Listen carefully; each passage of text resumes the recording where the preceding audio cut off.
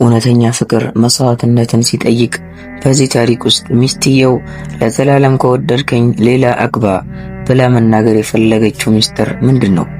ታሪኩን እስከ መጨረሻ ይከታተሉት። ቪዲዮውንም ላይክ ማድረግ ጀምሩት።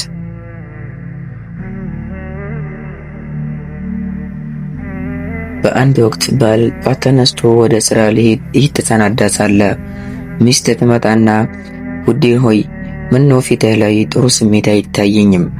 ምን ሆንክብኝ ብላ ጠይቀዋለች። ባልም እንጃልኝ ዛሬ ሌሊቱን ሙሉ ሲያቃዠኝ እንቅልፍ በዓይኔ ሳይዞር ነው ያደርኩት።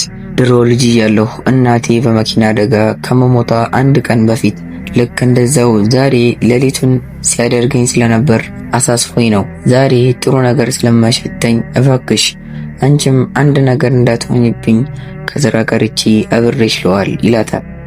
ሚስትም ውዴ ሆይ አታስብ፣ አትጨነቅ፣ አንተ አብረኸኝ ዋልክም አልዋልክም ዛሬ ቀኔ ከሆነ ምንም የሚለወጥ ነገር አይኖርም። ስለዚህ በቃ ወደ ስራ ሂድ ትለዋለች። ባለም እየከበደውም ቢሆን በሚስቱ ሐሳብ ተስማምቶ ወደ ስራው ሄደ። እኩለ ቀን ላይ ምሳ ለመብላት ወደ አንድ ካፌ ይገባና ካፌም ምሳውን እየበላ ሳለ ውስጥ ካለው ቴሌቪዥን አንድ ሰበር ዜና ጆሮውን ገረፈው። ዜናውም እንዲህ ይል ነበር። እሱ የሚኖርበት የጋራ መኖሪያ ሰፈር በከፍተኛ የመሬት መንቀጥቀጥ መመታቱን ያትት ነበር። በዚህን ጊዜ ባል በከፍተኛው በመሸበርና በመደናገጥ በፍጥነት ወደ ሰፈሩ በሩጫ ቀና። አካባቢው ላይም ሲደርስ መንደሩ በፖሊሶችና በነፍስ አድን ሰራተኞች ተከቦ ያገኘዋል። ወደ ውስጥም ዘልቆ ሊገባ ሲል በአካባቢው የነበሩ ፖሊሶች እንዳይገባ ይከለክሉታል። እባካቸው አሳልፉኝ፣ የመወዳት ሚስቴ ከውስጥ ነው ያለችው እያለ መማፀን ጀመረ። ፖሊሶቹም አፓርታማው በጣም ስለተጎዳ ሙሉ ለሙሉ ሊፈርስ ስለሚችል ለህይወትህ አደጋ ነው፣ ስለዚህ ማለፍ አትችልም ይሉታል። በዚህም ጊዜ ባለም ከፈለጋችሁ ተኩሳችሁ ግደሉኝ ይልና ፖሊሶችን ጥሶ በግማሽ ወደ ፈራረሰው አፓርታማ ዘልቆ ይገባል። ከብዙ ፍለጋና ልፋት በኋላ ሚስቱ በፍርስራሽ ተሸፍና ለመሞት እያጣጣረች ያገኛታል። ሊያወጣት ቢሞክርም በላዩ ላይ ያለው የቡልኬትና የሲሚንቶ ፍርስራሽ ብዙ ስለነበር ሊያወጣት አልቻለም። ሚስትም እያለቀሰች የመጨረሻ ቃሏን እንዲህ ስትል ነገረችው።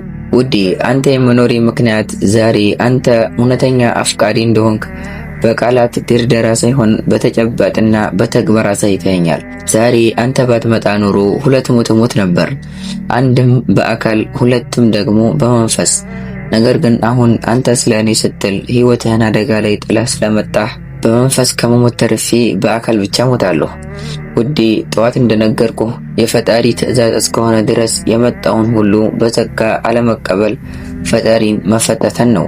ስለዚህ የእውነት የምትወደኝ ከሆነ ቀጥሎ የሚልህን ነገር እሺ ብለህ ትሰማኛለህ።